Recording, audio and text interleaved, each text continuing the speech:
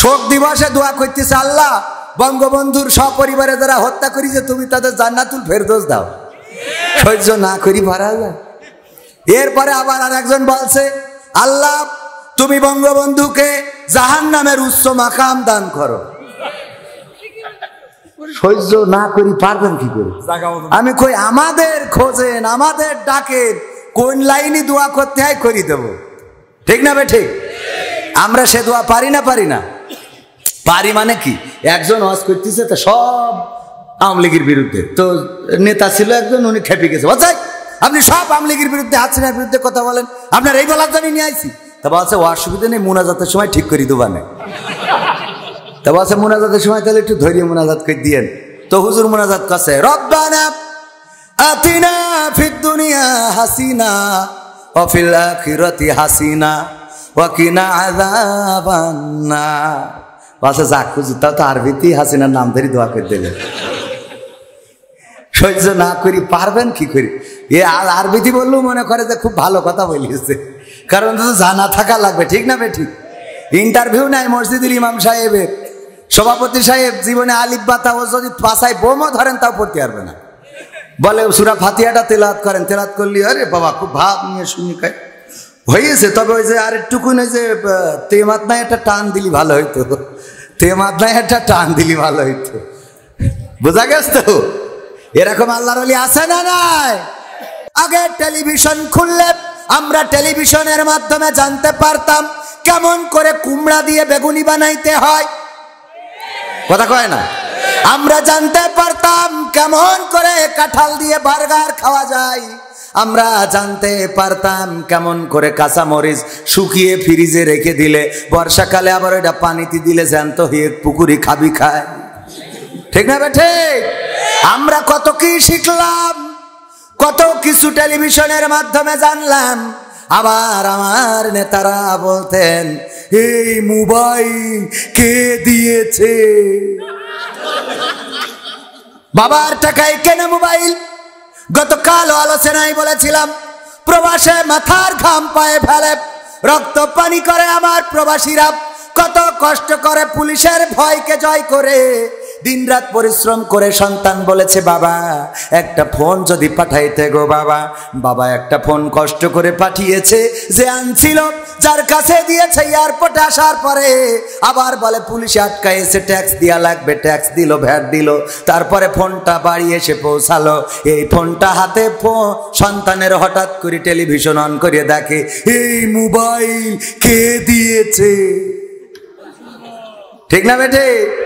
সব তারা দিয়েছে। বিউটি পার্লার কে দিয়েছে?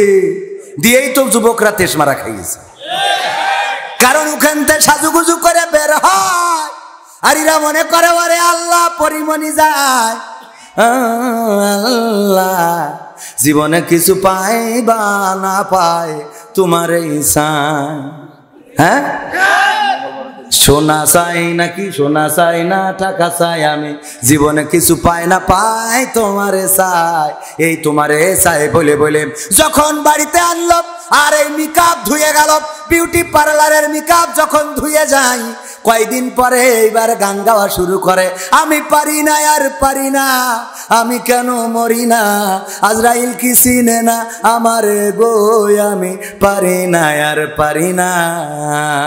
হয়তো 2 দিন আগে মরবো, পরে মরলে হয়তো 2 দিন পরে মরবো, আগে মরলে কি ক্ষতি, এই দুনিয়ার রং তামাশা বুঝলাম না রে এক রতি, ও আমার ঘরের রমণী সে যে কাল নাগিনী, ঘরের রমণী সে যে কাল নাগিনী, মেকআপ করে আমারে বাজাইলো 12টায়, আমি পারি না আর পারি না।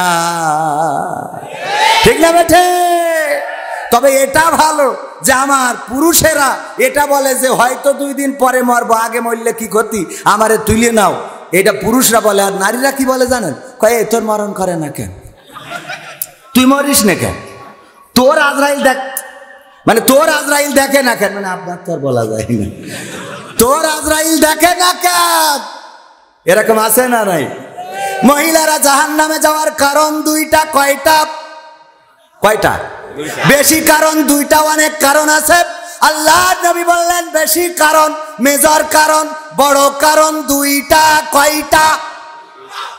আপনাদের এই দুইটা উত্তর দিলেন, তো কেউ কেউ দিলেন, কেউ কেউ সবাই কি ভালো আছেন বউ নিয়ে? আমি তো ক্যামেরায় না বলি, পরে আবার ঝামেলা, ঝামেলার তো শেষ নেই ভাই, সব কথা কওয়া যায় না, দরকারও নেই। তো কারণ কয়টা এটা আপনারা জানলি ভালো। পাগল আজকে দেখে যাই সেবা যত্ন শুরু করে দেবে।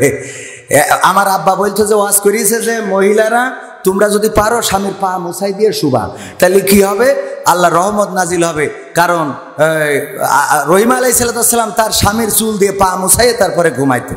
তো আমাদের এক মা বোন আর কি, ও বাড়ি যাইতে স্বামীর চুল দিয়ে পা মুছাইয়ে শুয়েছে, শুয়েতে গন্ধে জ্বালায় বাঁচা যাচ্ছে না। আরে গন্ধ, গন্ধ, কের গন্ধ, দুর্গন্ধ, পায়খানার গন্ধ।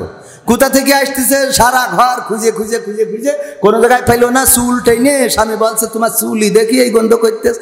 কারণ কি? বলছে কারণ কি বলতে পারবো না। কবির বিন সামাদ ওয়াজ করেছে যে ওগো আমার নারীরা যদি পারো তাহলে স্বামীর চুল দিয়ে পা মোছাইতে শুবা। তা আমি এই আমলটা করি, তো আজকে শুয়েছি। তেস মারা তো ওখানে খাইছাও কেন?